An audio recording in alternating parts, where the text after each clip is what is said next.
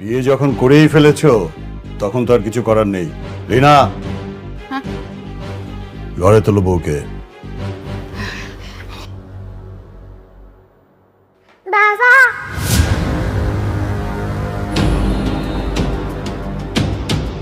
আসসালামু আলাইকুম বন্ধুরা।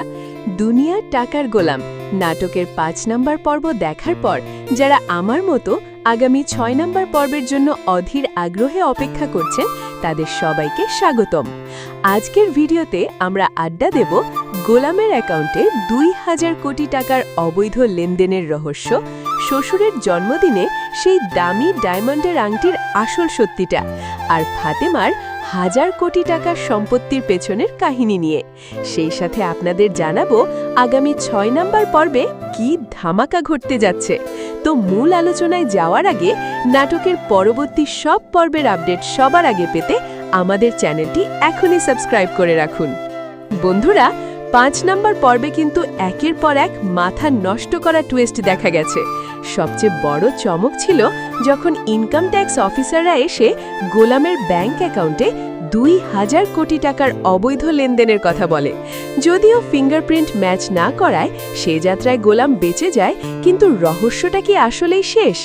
যে গোলাম নিজেকে সাধারণ ঘর জামাই আর এ বাড়ির কাজের লোক দাবি করে, যার পকেটে সিঙ্গারা কিনে খাওয়ার মতো ২০টা টাকাও থাকে না, তার কাছেই আবার শ্বশুরের জন্মদিনে আসল সলিটার ডায়মন্ডের আংটি পাওয়া যায়। গোলাম সবাইকে বোঝানোর চেষ্টা করে সে নাকি এটা ফুটপাত থেকে ৩০০ টাকায় কিনেছে, কিন্তু জহুরি ঠিকই ধরে ফেলেছে ওটা আসল ডায়মন্ড ছিল। তাহলে গোলামের আসল পরিচয় কি?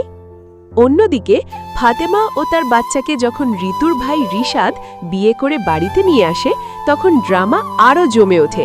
রিশাদের মা প্রথমে বস্তির মেয়ে বলে ফাতেমাকে ঝেঁটিয়ে বিদায় করতে চাইলেও যখনই শুনল ফাতেমা আসলে কার্মা গ্রুপ অফ কোম্পানিজের ১,০০০ কোটি টাকার মালিক, মুহূর্তের মধ্যেই শাশুড়ির রূপ বদলে গেল।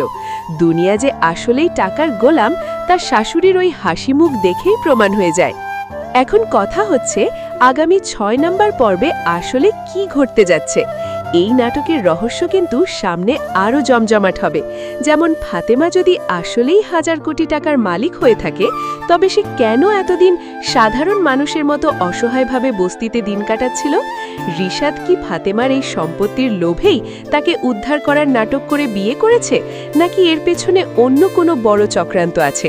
ফাতেমার আসল রহস্য হয়তো আগামী পর্বেই আমরা দেখতে পাব।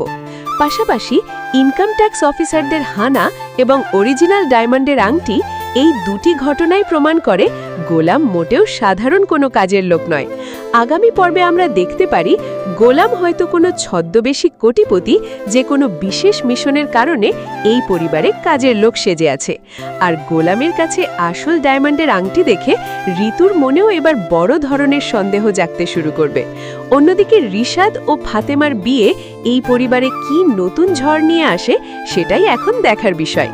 তো বন্ধুরা, আপনাদের কি মনে হয় গোলামের আসল পরিচয় কি, এবং ফাতেমা কি আসলেই কোটিপতি? আপনাদের মতামত অবশ্যই নিচে কমেন্ট করে আমাকে জানান।